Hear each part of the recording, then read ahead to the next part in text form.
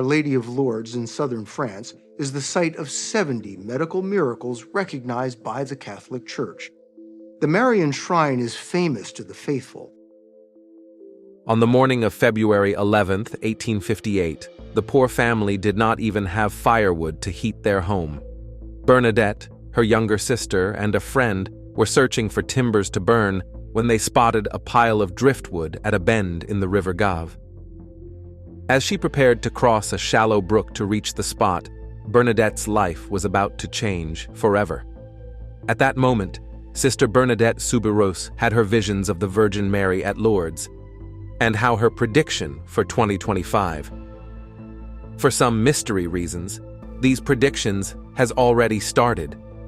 Could we be witnessing the beginning of something much larger? Saint Bernadette's first vision at Lourdes. Lourdes in 1858 was an inconspicuous little French town on the Gave de Pau River at the foot of the Pyrenees, with around 4,000 inhabitants. One of them was a former miller named François Soubirous, who had fallen on hard times. He and his wife Louise had 6 children. Desperately poor, the Bernadette family lived squashed into one small room. The eldest was their daughter, Marie Bernard, known as Bernadette. Bernadette spent part of her childhood brought up by an aunt, had little in the way of schooling, and was unable to read or write. Bernadette went back to the grotto 17 more times and saw the lady, though no one else ever did. Her story spread round the town like wildfire. The lady was generally assumed to be the Virgin Mary, and more townspeople began to go to the grotto with Bernadette, but there was considerable skepticism from the parish priest, among others. On February 25th, the lady told Bernadette to drink the water of a spring that flowed under her rock. As there seemed to be no spring, Bernadette dug in the ground. Nothing happened, but a day or so afterwards the water started to flow. Bernadette drank it and washed in it, and others did the same, and the water acquired a reputation for healing properties. The spring is still flowing at the rate of 32,000 gallons a day, but analysis of the water has found nothing remarkable about it. On February 27th and March the 2nd, the lady told Bernadette that the priests should be told to build a chapel at the site and have people come there in processions. Word of what was going on reached the French newspapers, and the crowds accompanying Bernadette to the grotto swelled to thousands and had to be controlled by the police. On the feast of the Annunciation of the Virgin Mary on March 25th, the lady at last proclaimed her identity. Speaking to Bernadette in the local Lourdes patois, she said, "I am the Immaculate Conception." The doctrine of the Immaculate Conception had been proclaimed only a few years before, in 1854. Bernadette saw her last apparition on July 16th, the feast of Our Lady of Mount Carmel. Bernadette was rigorously cross-examined by the local police, but stuck to her story. The authorities were skeptical, and in 1858, the town mayor had the grotto and the spring barricaded off, allegedly on grounds of hygiene. In 1862, however, after a thorough enquiry by a church commission, the local bishop decided that the visions were genuine and approved the cult of Our Lady of Lourdes. A church was started the same year. Bernadette spent much of the rest of her life in the convent of the Sisters of Charity at Lourdes, where she died in 1879 at the age of 35. She was beatified in 1925 and canonized in 1933. Pilgrims began flocking to Lourdes from all over France, and 100,000 people attended the consecration of the church in 1876. The town was to become one of the Christian world's most celebrated pilgrimage centers, and the numbers increased to such a degree that a second church was begun in 1883. The centenary year of 1958 brought 6 million pilgrims to Lourdes, and the usual annual figure is said to be 5 million. Many of them are sick and hoping to be healed. The first cure was reported in 1858, and in 1861, a commission of inquiry pronounced 15 of 100 reported cures to be miraculous. Bernadette's body was exhumed in 1909 and was found incorrupt. Reburied in a new casket, she was exhumed again in 1919, and the body was still well preserved, though the face was slightly discolored. She was exhumed yet again in 1925 and reburied in the chapel of St. Bernadette in the Sisters of Charity Convent, which is visited by huge numbers of pilgrims. Prophecies for our times.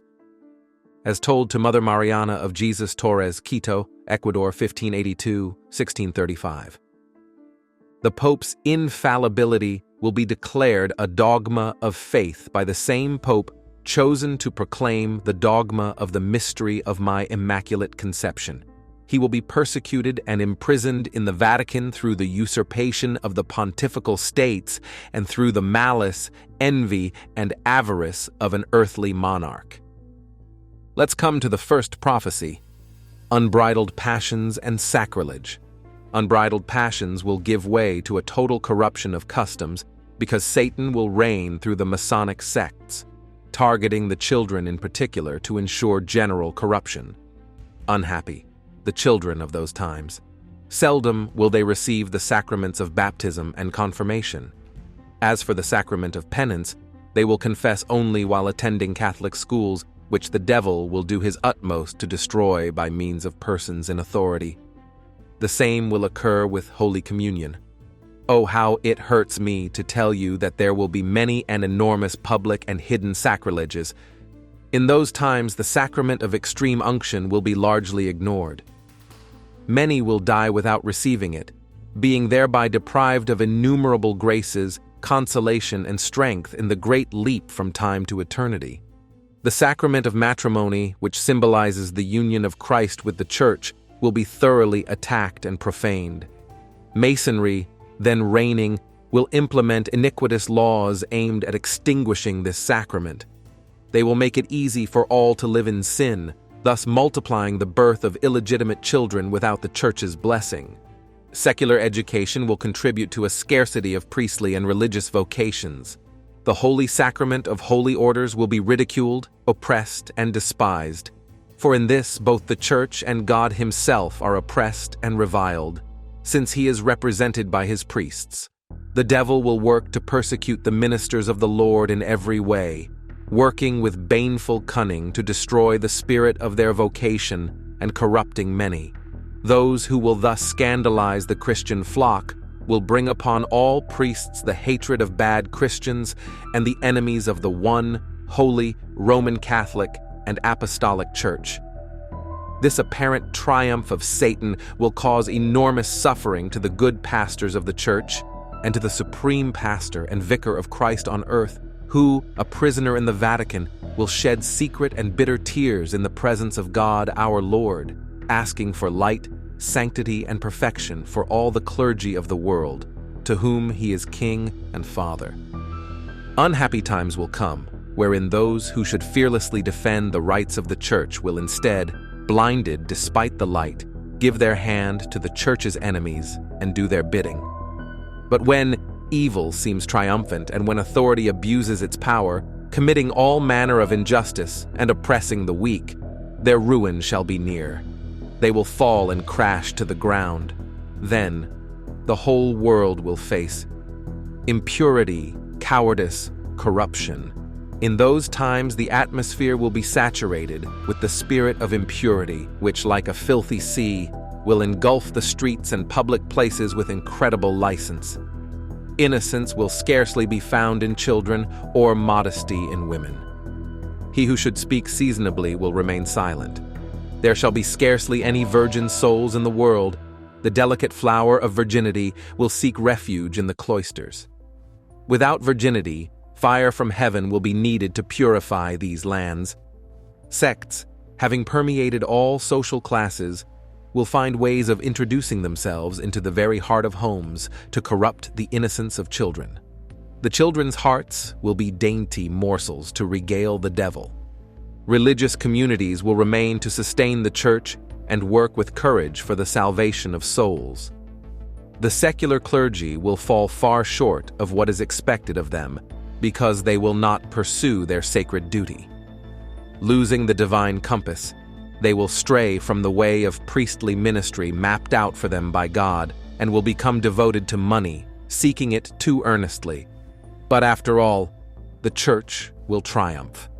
Then will the church, joyful and triumphant like a young girl, reawaken and be comfortably cradled in the arms of my most dear and elect Son of those times. If he lends an ear to the inspirations of grace, one of which will be the reading of these great mercies that my Son and I have had toward you, we shall fill him with graces and very special gifts, and will make him great on earth and much greater in heaven. There we have reserved a precious seat for him, because, heedless of men, he will have fought for truth and ceaselessly defended the rights of the church, deserving to be called martyr. At the end of the 19th century and throughout a great part of the 20th, many heresies will be propagated in these lands. The small number of souls who will secretly safeguard the treasure of faith and virtues will suffer a cruel, unspeakable, and long martyrdom. Many will descend to their graves through the violence of suffering and will be counted among the martyrs who sacrificed themselves for the country and the church. To be delivered from the slavery of these heresies, those whom the merciful love of my Son has destined for this restoration will need great willpower, perseverance, courage, and confidence in God. To try the faith and trust of these just ones, there will be times when all will seem lost and paralyzed. It will then be the happy beginning of the complete restoration. What should we do at this moment is pray and do penance.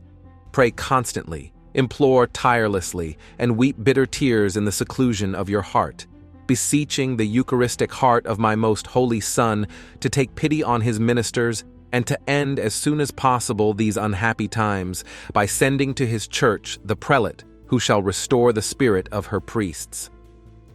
Equilibrium, faith, and humility. The Catholic Church is full of mystery and miracles, those supernatural occurrences in time that display the power of God for eternity. Incorruptibility is one of those miracles. And Saint Bernadette is one of the saints chosen by God to show forth his power. Every Ash Wednesday we hear, "You are dust, and unto dust you shall return." Death and decay are a fact of life for us mere mortals, all of us, that is, except for God's chosen few, the incorruptibles.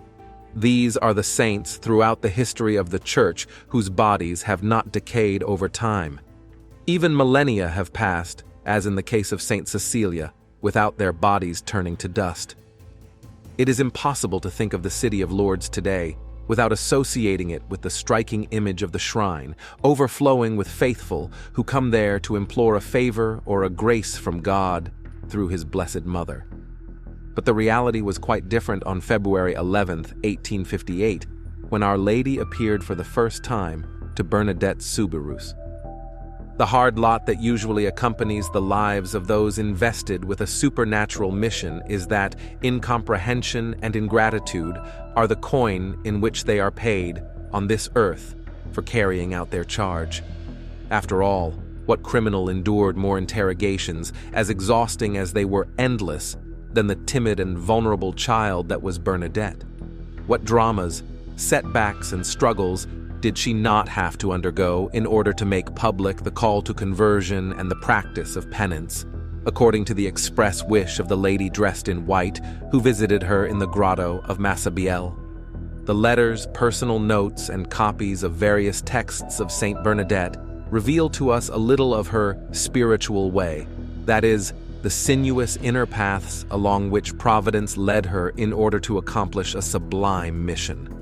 Once we have drawn back certain veils from this soul so dear to God and Our Lady, we will be able to get to know her more deeply so as to better imitate her virtues. As a starting point, let us focus our attention on a detail which surprised anyone who saw it. The psychological aspects outlined in her very regular and stable handwriting, characterized by the constant pressure of the firm and slanted pen, which does not fail to form the words elegantly. At one and the same time, Saint Bernadette's handwriting expresses various qualities which, a contrario sensu, contradict a certain unilateral and erroneous vision which aims to stigmatize the young woman as an inept or ignorant person. If her writings were dotted with grammatical lapses until the end of her life, this did not prevent her decisive and balanced character from finding expression in her writing. Thus, a sense of setting high ideals for herself, along with self-criticism, is latent in her beautiful script. In addition, Bernadette's handwriting reveals her affective inclination, that of someone overflowing with generosity and love for others, very sensitive to the treatment she received. It is no wonder that at the sight of a child, a bond was immediately established that encouraged them to approach her, to the point where little ones would flock around the seer. Finally, her penmanship suggests a penchant for solitude, perhaps because she did not find in others the models of virtue and rectitude she set for herself and sought after with such determination. A plan of life expressed in her personal journal. It is worth pointing out that sanctification is not only the fruit of a divine gift. The conquest of holiness involves a constant struggle, from which not even the great mystics are exempt. On the contrary, God requires of his friends an uninterrupted and generally very difficult renunciation. When properly analyzed, the spiritual itinerary of these chosen souls turns out to be so, one might say, normal and ordinary, that it fills everyone with hope. In one of her little notebooks of personal reflections, the title of the book sums up the plan she had outlined. Always do what costs more. In this light, Bernadette traced out for herself some goals that show her seriousness and persistence in the search for perfection, beginning with points related to the interior life. Never be discouraged. See God's holy will in everything that happens to me. Thank him for everything, thinking that it is for my greatest good that he permits it. Work to make myself indifferent to whatever my superiors or my companions say or think of me. Detach myself from everything, to dedicate myself solely to pleasing God and saving my soul. To remember often this saying, God alone is good, and from him alone do I expect my reward.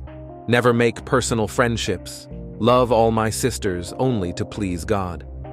Thanks to this virtuous conduct, embraced from the time Our Lady confided to her the first yearnings at Massabielle, the seer was able to sum up holiness in a few short phrases, pervaded with both theology and charity, and applicable to any baptized person who aspires to reach heaven. A good nun must ask God for more humility than humiliation, more patience than suffering, more will than works, more love than actions, more surrender than orders, more acts than words, more application to sanctity than to health. And still in this vein, with the aim of clarifying for herself and for the future the axis around which the daily life of a consecrated soul must revolve, the saint would affirm, a religious must live in mortification like a fish in water. It is not the same when a religious is not mortified. Serious application to all duties necessarily leads to the exercise of continual mortification at all times. If one does not mortify oneself, duty is lacking. Where do the violations of the rule and the vows come from? Where does the laxity of some communities come from? They come from not putting into practice or not maintaining the exercise of mortification. In my opinion, a mortified sister could enter heaven without passing through the flames of purgatory. From her fiat, Providence chose Bernadette, though unknown and shut away in a convent, to be a living and valuable lesson of what Lourdes was to mirror for the whole world. The miracle of accepting pain, suffering, and even defeat and failure, if necessary. If we are astonished to learn that a young girl had been chosen to be the spokeswoman of the Immaculate Conception, to found the world's most prolific pilgrimage site for miracles, we should be equally enthusiastic about her austere life, punctuated with so many privations of licit things. But that is not what seems to happen. When we look around us and consider the miseries of human nature fallen through original sin, we realize that such an act of self-giving and abnegation is far removed from our selfishness, causing us only a timid admiration or even a certain aversion. It is clear that sanctification is a gratuitous favor from God, but this should not give rise to the false idea that He does not desire our active participation in its attainment, since life is warfare. Therefore, if Bernadette's private notes clearly reveal her confidence, and the copied writings suggest her preferences and profound choices, her letters deserve special attention. They touch the soul deeply, for they express the dominant virtues of this spirituality full of light and equilibrium, humility and faith. One example will suffice to prove it. The letter addressed to Pope Pius IX, at the request and insistence of a prelate, Bishop Lourdes, dated December 17, 1876. Most Holy Father, I would never have dared to take up the plume to write to your holiness, I, a poor little sister. I was afraid at first of being too indiscreet. Then it occurred to me that our Lord likes to be bothered by the little as well as the great, the poor as well as the rich, and that He gives Himself to each one of us without distinction.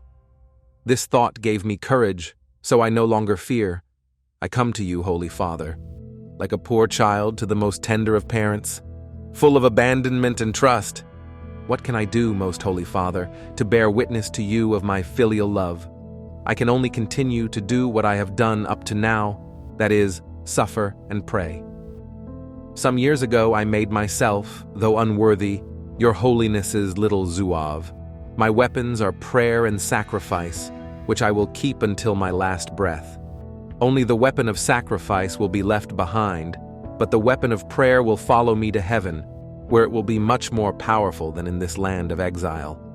Who could doubt that the spiritual path of Saint Bernadette was summed up in these two verbs, to suffer and to pray?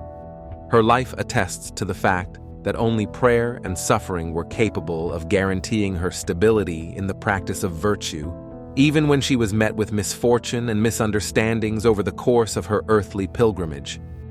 It is not without reason that one of the criteria of prudence adopted by the Church in verifying the authenticity of particular revelations, such as those which Bernadette received, consists in carefully and meticulously analyzing the conduct of the seers.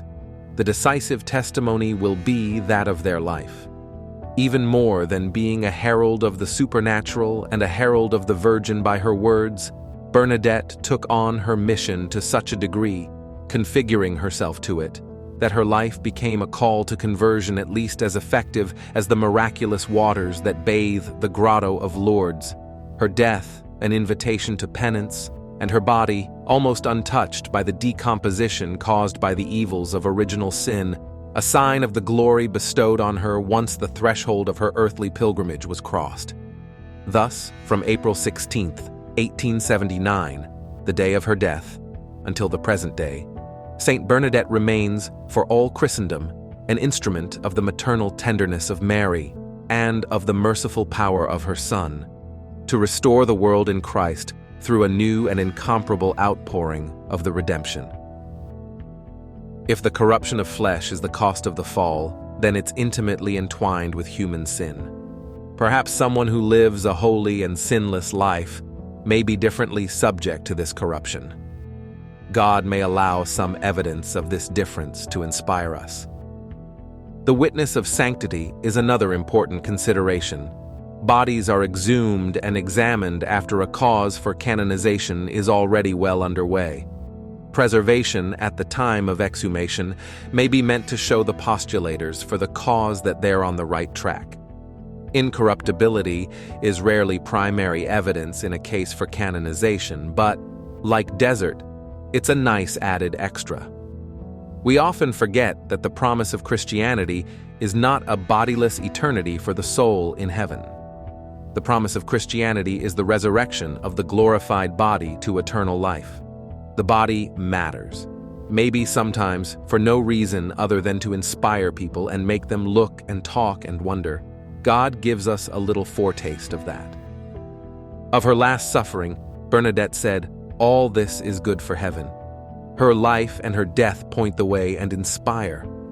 If someone looks at that strangely serene face, even under its layer of wax, and feels moved to holiness, then the miracle has a purpose. Faith doesn't stand or fall on incorruptible saints.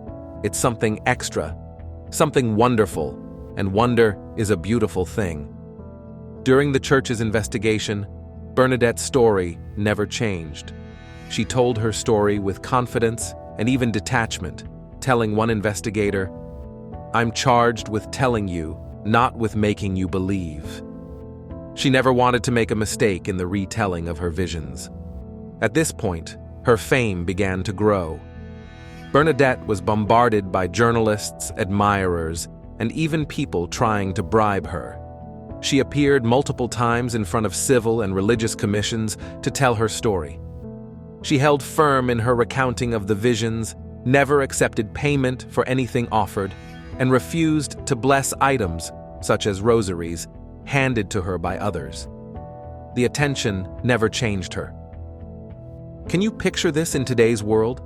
Attention like that can often make people care about worldly things and feed a desire for fame.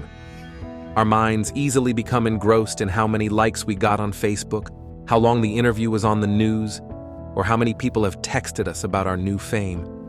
It's a rabbit hole that's hard to climb back out of. Bernadette held fast to her faith. Rather than let the attention pull her away from her Lord, she went to Nevers, France, and joined the Sisters of Charity on July 29, 1866. She was given the religious name of Marie Bernard, and her patron saint was Saint Bernard. This time in her life was a turning point where she hid herself away from the outside world, so the attention from the visions would stay with Mother Mary. At the monastery, she worked at the infirmary and as a sacristan. Those who served with her noticed her humility and spirit of sacrifice, and she still wanted no attention on herself. When someone once asked her about the visions, she told them, "The Virgin used me as a broom to remove the dust. When the work is done, the broom is put behind the door again." The illnesses of her childhood would catch up with Bernadette at the monastery. She contracted tuberculosis and eventually died from it on April 16, 1879. She was only 35. She was canonized by Pope Pius X on December 8, 1933. Saint Bernadette is the patron saint of bodily illness, Lourdes, against poverty, shepherds and shepherdesses, and people ridiculed for their faith. Authenticity of the Lord's apparitions. These facts about Saint Bernadette clearly show her ardent devotion to Our Lady. However, there is a curious thing about Saint Bernadette's life. While it is proven that she had a great devotion to Our Lady, she expressed this devotion only very little. In other words, she did not provide any new facts, reflections, or enrichment of Mariology. She introduced no new way of devotion that could give a new impetus for greater veneration of Our Lady. She was very devout, as can be seen in the selection above, but there was nothing exceptional about her devotion to Our Lady. Indeed, Saint Bernadette had a devotion very similar to that of Lucia of Fatima. Her vocation was to reveal the Lord's apparitions to the world.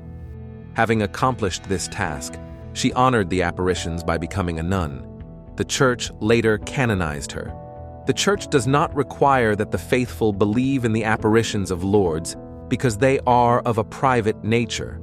In matters involving supernatural facts, we must only believe in official facts, not private ones.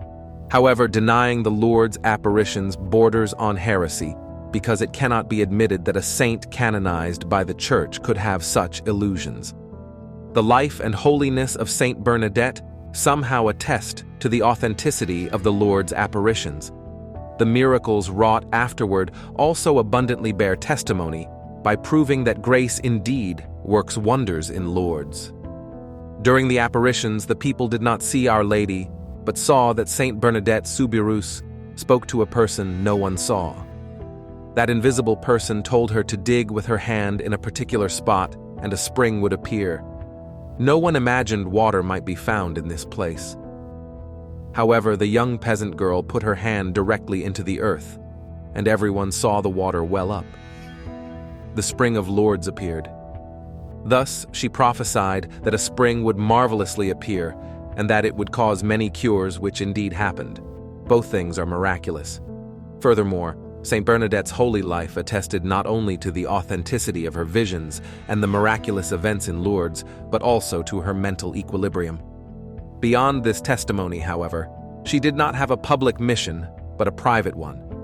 Upon completing this mission, she fell silent, fulfilling a mission. This completion of her mission is very beautiful. It shows how different devotions develop within the Church and how Providence raises a person in an orderly manner to follow a particular vocation. One receives one task, while someone else has another. Our Lady distributes these tasks in such a way that those called do not get involved in something outside of their callings. Everyone is entirely devoted to the task to which he or she has been called. So we have Saint Bernadette Soubirous called to be a living testimony of the miracle of Lourdes. There is one detail of her mission that we might highlight. Our Lady communicated a secret to Saint Bernadette at Lourdes. This secret was to come to the knowledge of Pope Pius IX. From the 19th century to the present, Our Lady gave a series of secrets at her apparitions. She reveals something but wants it to remain hidden. At La Salette, Lourdes, and Fatima, Our Lady reveals a secret. Our Lady of Lourdes heals people. Which is more difficult, to heal the body or the soul? Neither one is difficult for the Queen of Heaven and Earth. She obtains whatever she asks for. If she obtains so many bodily cures, let us ask her to heal our souls as well. Let us ask her to change our souls so that our hidden wounds, defects, and disorders often unknown to us may wonderfully cease to exist by her action. We know that the diseases of the gospel are symbols of moral diseases. Our Lord healed the blind but can also heal the spiritually blind. He healed paralytics but can also cure spiritual paralysis. The commentators tell us that the physical healings he operated were meant to attest to his power to work moral healings as well. Let us then ask Our Lady to heal our moral diseases. Some of us may be morally blind, others deaf, others dumb, others paralyzed. Alas, who knows if any of these ills makes us worse off than a leper or an epileptic with seizures? All these illnesses symbolize spiritual states. Let us ask Our Lady to heal us from all this and give us the grace to approach her with a truly renewed soul. That is what we must ask.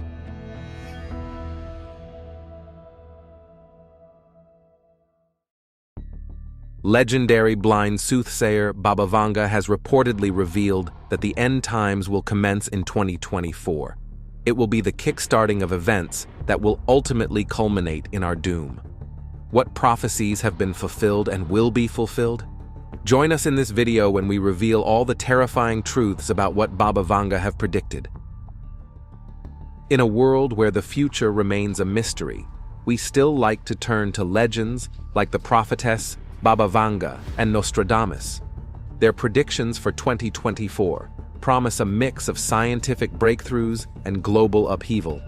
From a miracle cure for cancer to possible contact with extraterrestrials, let yourself be taken through the most exciting and some quite incredible prophecies of the Nostradamus of the Balkans and the great seer Nostradamus. In a world facing uncertainty, Vanga's predictions are a source of interest, hope, and, for some, a reminder that the future is unpredictable. Whether we believe her vision or not, her words remind us that the future is woven from the actions of the present. And perhaps this is the secret of its lasting influence. With her predictions, Baba Vanga painted a picture of the future that is both exciting and admonishing. Whether her predictions for 2024 come true or not, they remind us of the power and mystery of human curiosity and the desire to understand what is yet to come. In a world of constant change, perhaps it is this desire that drives us forward. Wars, famine, and earthquakes. In India, where temperatures are said to reach 50 degrees and cause locusts to damage crops, Baba Vanga also foresaw famine. The mystic who predicted intense bouts of flooding in Australia and parts of Asia also predicted more earthquakes and tsunamis. It is believed to have been said by Baba Vanga that in 2024, a country would be carrying out bioweapons tests. This prediction is highly disturbing and relevant to current geopolitical issues. This prediction of the blind prophet reminds us a verse of Bible. When you hear of wars and rumors of wars, do not be alarmed. Such things must happen, but the end is still to come. Nation will rise against nation, and kingdom against kingdom. There will be earthquakes in various places, and famines. These are the beginning of birth pains. Doubtless, somewhere people will again start to use such disasters as signs that we are living in the last days. Or, to put it more accurately, since the New Testament consistently insists the last days began with Christ's first coming, they will insist that we are living in the last days of the last days. Wars and rumors of wars should not alarm God's people. The end is still to come. Earthquakes and famines are merely the beginning of birth pangs. In other words, just as labor pains remind a pregnant mother that there is a baby inside her that the body wants to bring into the world, so do these various earthly disasters remind believers that Christ will return, ending human history as we now know it. But how unreliable those labor pains can be, sometimes coming months ahead of the actual due date, sometimes weeks in advance. They remind us that we are getting closer to the climactic day, but we knew that already just because of the passing of time. Vanga also said that in 2024, Earth could encounter a different path around the sun. This is a highly interesting prediction and one that could have far-reaching effects on our lives. Every year, Earth passes the sun around 584 million miles. This journey is an epic elliptical one, as it is shaped like an oval instead of a circle. The exact shape of the oval is determined by the forces of other planets. Although Earth's orbit can change due to these forces, these changes only happen in a cyclical manner. Even subtle changes can have severe implications on the Earth. It could cause extreme radiation levels and soaring temperatures to affect our planet. It's also possible that the orbital shift suggested by Baba Vanga could be caused by an impact from an asteroid. Is this a sign to the end? Let's wait and see. Another pandemic. The nightmare called COVID-19 is still present, and many people have not forgotten the terrible consequences it brought. There is a strong possibility that another nightmare is about to come to the world. Baba Vanga predicted another pandemic, this one caused by a frozen virus that will be liberated by climate change and found in Siberia. To put this in perspective, a team of researchers found 2 ice samples from the Tibetan Plateau in China that were frozen with ancient viruses, the majority of which were never before seen. The conclusions were drawn from ice cores collected in 2015, which researchers estimate to have been frozen at least 14 to 400 years ago. During analysis, 33 viral genetic codes were discovered in the ice. 4 of the 33 were identified by their genetic codes as belonging to virus families that generally attack bacteria. Up to 28 were novel, which means they had never been found previously. As per Baba Vanga predictions, nations are compelled to discover alternatives. Many cities will experience water shortages, which will have an impact on politics. Also, planet-invading aliens will send an asteroid to look for life on Earth with a hostile outcome. The end of the world. Before her death, Vanga predicted Europe would be under Islamic leadership by 2043, communism's return by 2076, and the resolution of the world hunger crisis between 2025 and 2028. In 2304, humans supposedly achieved time travel, followed by man-made natural disasters from 2341, rendering Earth uninhabitable. Fear not, as Vanga claims human immortality, assimilation with aliens, and communication with God by 4302. The world's end, according to her, is only in 5079. But we need to take a note at this. Although there are many prophets who make predictions about the end of the world, in reality, God has said that no one knows the day or hour of his coming, but God. But about that day or hour no one knows, not even the angels in heaven, nor the Son, but only the Father. Be on guard, be alert. You do not know when that time will come. When the Lord tells us no one knows the day or the hour, he is referring to the truth that nobody knows when his second coming will be. Many individuals throughout time have tried to predict the second coming of Christ, yet there is no way a person can predict the Lord's second coming. The second coming of Christ is often confused with the rapture of the church. Many scholars blend these two events of eschatology to be the same event. However, the second coming of Christ and the rapture are two distinct events. The rapture will occur before the second coming of Christ, because the second coming will not occur until the end of the 7-year tribulation. None of us can predict the time when all of these future events will take place. The rapture is the catalyst for the rest of the events of eschatology, as believers will be taken up to be with the Lord prior to the 7-year tribulation. After the 7-year tribulation will be the second coming of Christ. During this time, Christ will return to fight in the Battle of Armageddon. You can read Revelation chapter 19 verses 11 to 16 for more. In the Battle of Armageddon, the Lord will defeat the Antichrist and the false prophet. Jesus will rule victorious over evil and destroy all those who went against him. The second coming will be drastically different from his first coming. The Lord has already given us the opportunity to place faith in him through the knowledge of the gospel. Yet at his second coming, he will bring the full promises of our salvation to fruition. After the end of the 7-year tribulation, Jesus will reign as king for 1,000 years, and then he will establish the new heaven and new earth. When God establishes the new heaven and new earth, the world will be exactly as God first intended it to be in the Garden of Eden. No longer will there be any death, pain, or sadness. Instead, there will only be happiness, joy, and life.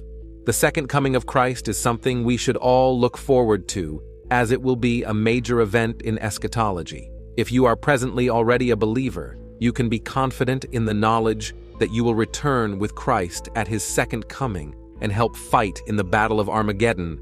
All believers who have died or been taken up in the rapture prior to the 7-year tribulation will return to Christ to fight in the Battle of Armageddon. While this may be frightening, we can trust in the Lord and in his future plans. The rise of technology. In Baba Vanga's predictions, thanks to advances in organ transplant technology, humans will live to be more than 100 years old. She also anticipated that the darkness would be gone and another region of Earth would be illuminated by artificial sunlight. She foresees a major breakthrough in the realm of quantum computing, bringing an unprecedented technological revolution. This advancement is set to shake up various sectors, from finance and healthcare to cybersecurity, all thanks to the mind-blowing capabilities of quantum computers. The rapid advance of technology is transforming civilization in ways no one expected, in ways that are exciting and scary, ways we are only beginning to understand. Tech seems on the verge of recreating human beings into something new, something altered, bionic, computerized, robotic, superhuman. The internet's spider web has descended and covered nearly all elements of civilization. The smartphone, smartwatch, and smart home are growing into the smart world. So, are these things linked to the Bible prophecy? Some readers may recall the words given to the prophet Daniel more than 25 centuries ago in Daniel 12:4, that at the time of the end, many shall run to and fro, and knowledge shall increase. Not until recent history have we seen a time when millions of people rapidly fly all over the globe, reaching destinations in hours that in previous centuries took months or even years. Until year 1900, human knowledge approximately doubled every century. However, by 1950, human knowledge doubled every 25 years. In 2000, human knowledge would double every year. Now, our knowledge is almost doubling every day. This should certainly make us pay attention to how quickly our world is changing, and with it, how previously puzzling Bible prophecies might now be fulfilled. In Matthew 24, Jesus Christ's disciples asked him what would signal his return. What started with the movable type printing press in 1439 eventually matured into the internet and smartphones, instant fingertip access to anything at any time. Christ's words in Matthew 24:14 have never made more sense than in this era. The internet in everyone's pockets means the potential now exists, as never before, for the true gospel of God's coming kingdom to be preached, truly, to all nations. In Revelation 13:15-17, verses show the rise in the last days of a world-ruling superpower centered in Europe called the Beast. God's word shows it will exercise unprecedented control over people, like the vast Roman Empire but bigger and modern, with religion playing a major role. Revelation shows how the religious leader of this end-time superpower will honor the civil aspect of this power and will punish and kill those who refuse to worship the beast. Note how those who refuse to be part of this satanic system are cut off from buying or selling. Their economic tap is turned off. Then think of our soon-coming cashless society. Every transaction is rapidly becoming electronic. It will not be technically difficult for people to no longer be able to buy and sell if they do not fall in line with the beast power. Technology may not be the actual mark of the beast, but it will almost certainly be used to enforce the mark. The stage is set for God to reach vast numbers with the true gospel, and the context of this prophecy is just before Christ's second coming. Baba Vanga predicted that communication technologies would continue to evolve, making it easier for people to connect across vast distances. Innovations in this field could lead to faster, more reliable internet connections and new ways of interacting with each other, further shrinking the global village.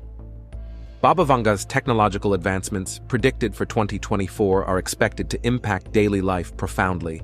From healthcare to communication, these innovations could improve efficiency, convenience, and overall quality of life. As we embrace these changes, it is important to consider the benefits and potential challenges they may bring.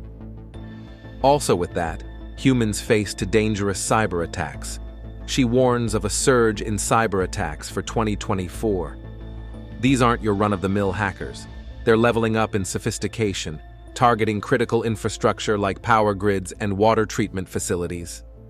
These attacks could lead to widespread disruptions and chaos, posing a serious national security threat.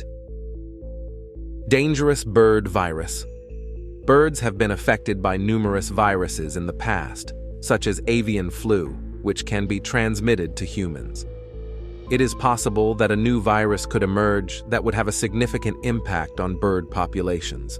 The potential consequences of such an event would depend on the severity of the virus and the ability of humans to contain its spread. A dangerous virus affecting bird populations could potentially have significant ecological and economic consequences. It could disrupt food supplies, as well as impact other animal populations that rely on birds for food or pollination. Additionally, it could potentially lead to the spread of the virus to humans, which could have significant health consequences.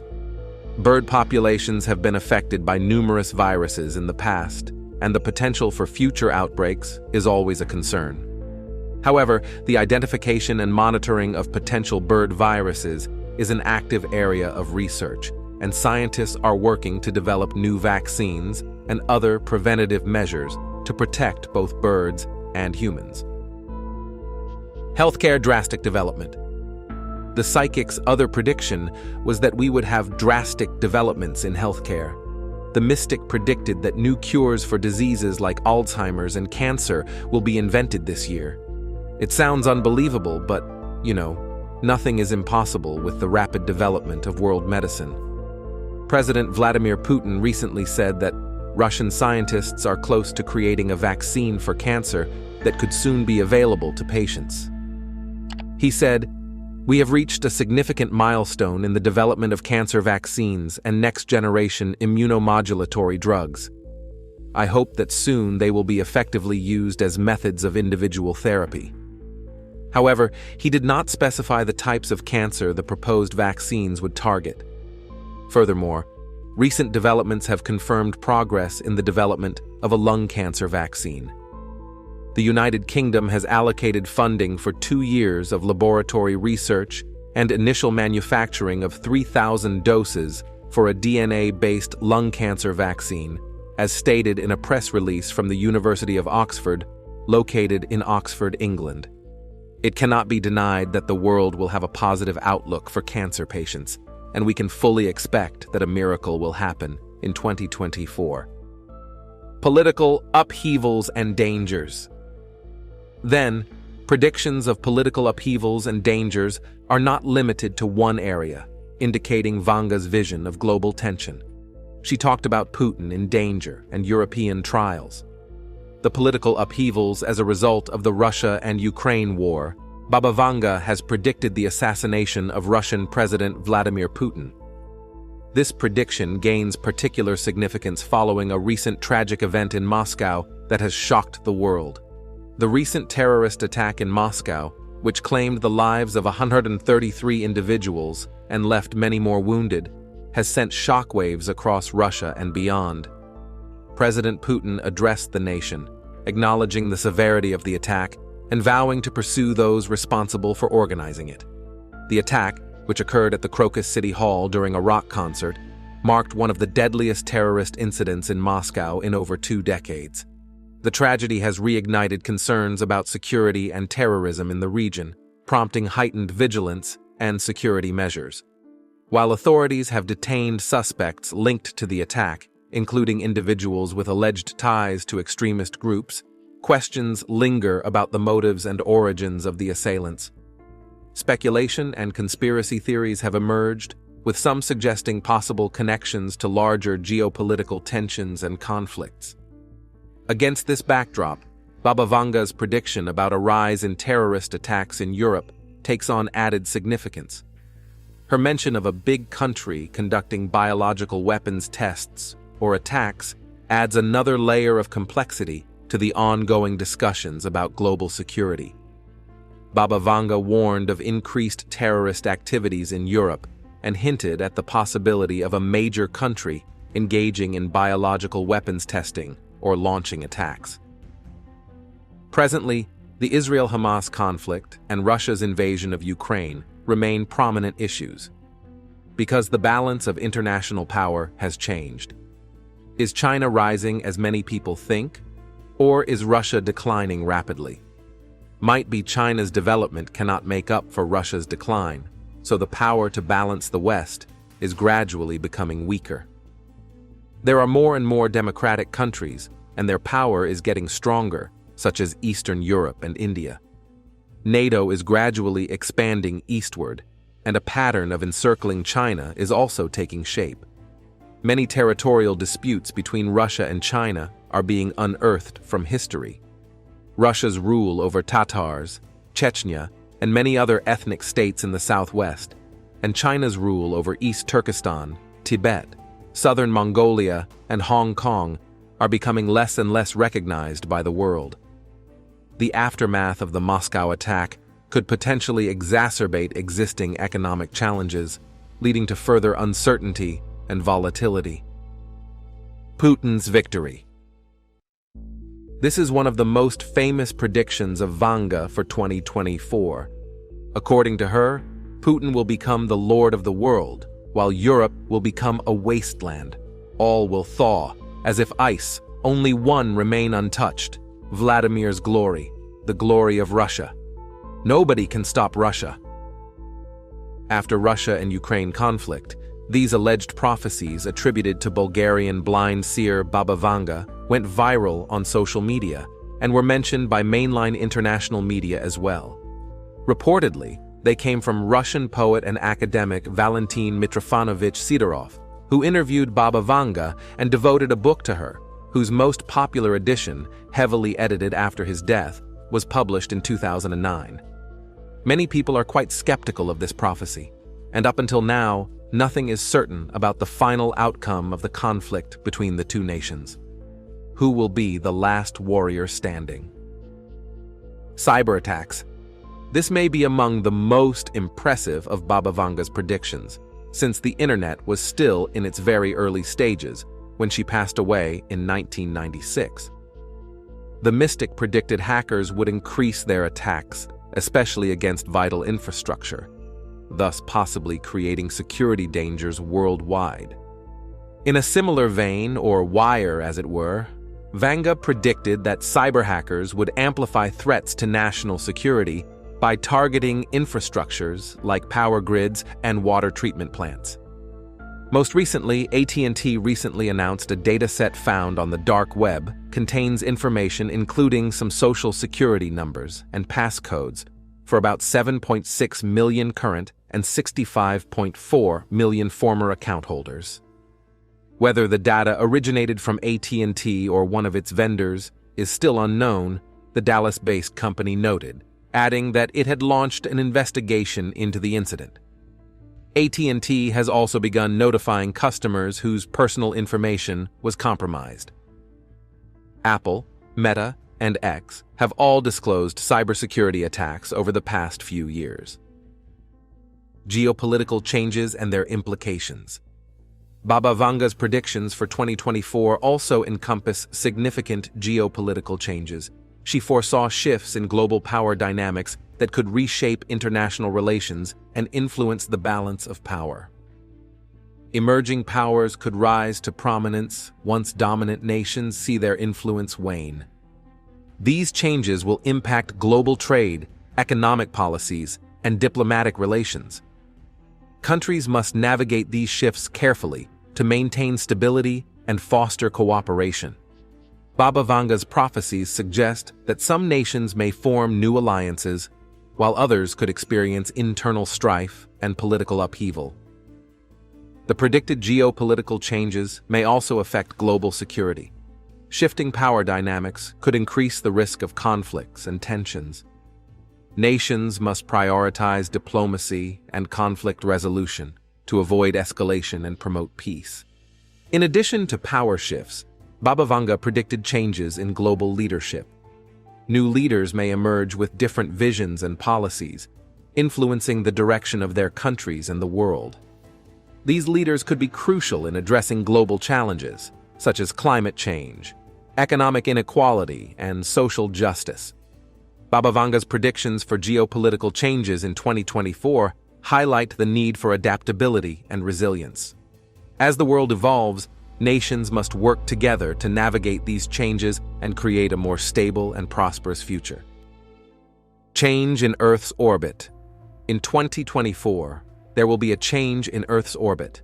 With climate change, global warming, and earthquakes already wreaking havoc, the rapidly shifting conditions at the North and South Poles make it easy to predict that Earth's orbit will also change.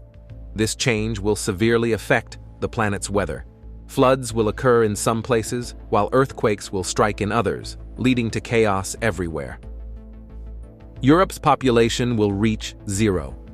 Baba Vanga predicted that by 2025, Europe's population will become nearly zero.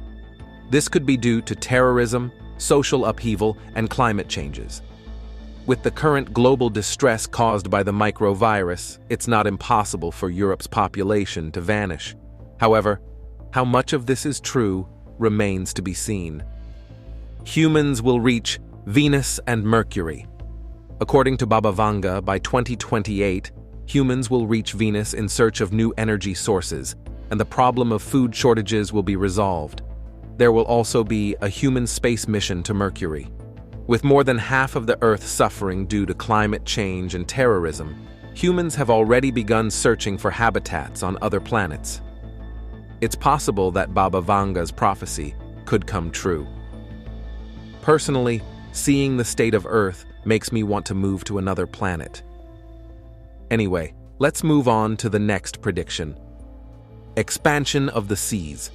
Baba Vanga predicted that by 2033, Earth's large ice sheets will melt.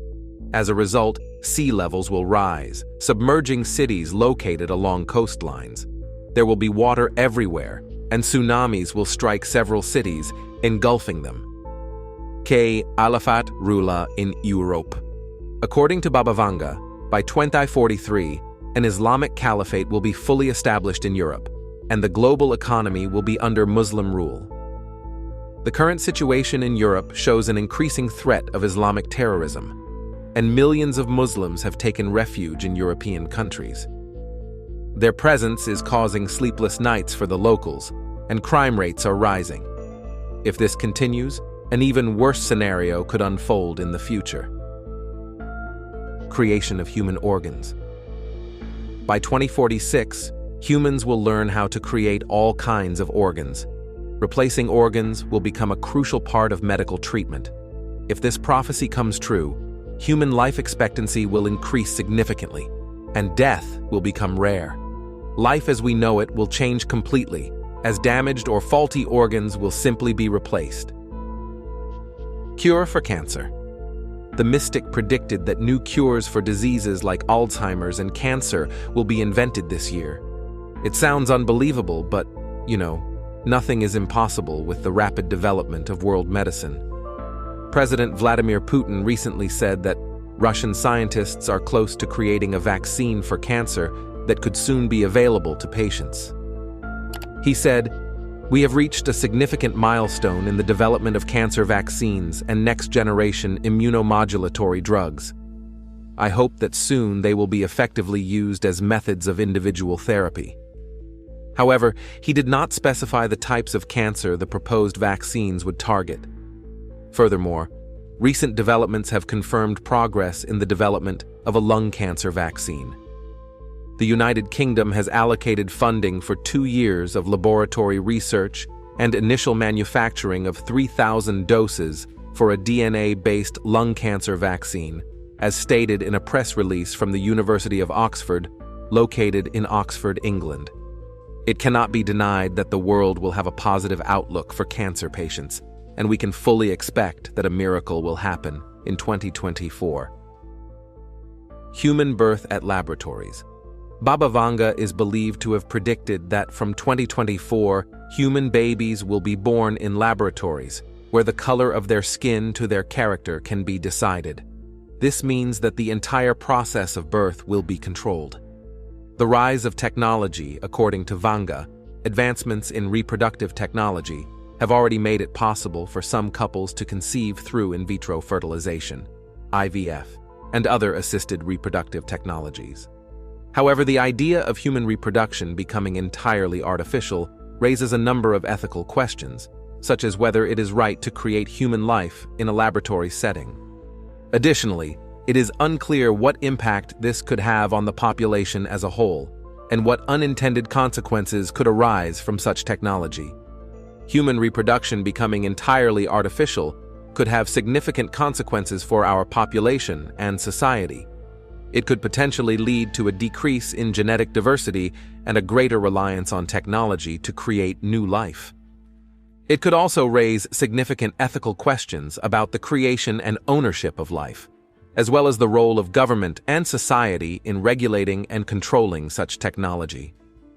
The development of artificial reproductive technologies is an active area of research, and significant advancements have already been made in this field. For example, scientists have successfully grown mouse embryos in an artificial womb, and human embryos have been successfully grown in vitro. While there are still many technical and ethical challenges to be addressed, these advancements suggest that the development of entirely artificial human reproduction is not outside the realm of possibility. The development of artificial body parts and prosthetics is an active area of research, and significant advancements have already been made in this field. For example, scientists have developed brain-controlled prosthetic arms, and some artificial organs, such as hearts, are already in use. While the development of entirely artificial bodies and organs is still a long way off, these advancements suggest that the potential for such technology is not out of the question. Alien contact. While the idea of an alien attack might seem like something out of science fiction, It is not without precedent. In the past, various cultures have reported encounters with extraterrestrial beings, and some have even claimed to have been abducted by aliens. However, it is important to note that there is currently no scientific evidence to support the existence of aliens or the possibility of an alien attack. While the likelihood of an alien attack is unknown, the idea of contact with extraterrestrial life raises a number of questions about our place in the universe and the possibility of other intelligent life. It could also have significant effects on our society and culture, potentially leading to new scientific discoveries and even religious or philosophical changes. While there is currently no scientific evidence to support the existence of extraterrestrial life, the search for such life is an active area of research. Scientists have discovered thousands of exoplanets, or planets that orbit stars other than our Sun, and some of these planets are located in the habitable zone, which could potentially support life. Additionally, several organizations, such as the Search for Extraterrestrial Intelligence, are actively searching for signs of extraterrestrial intelligence.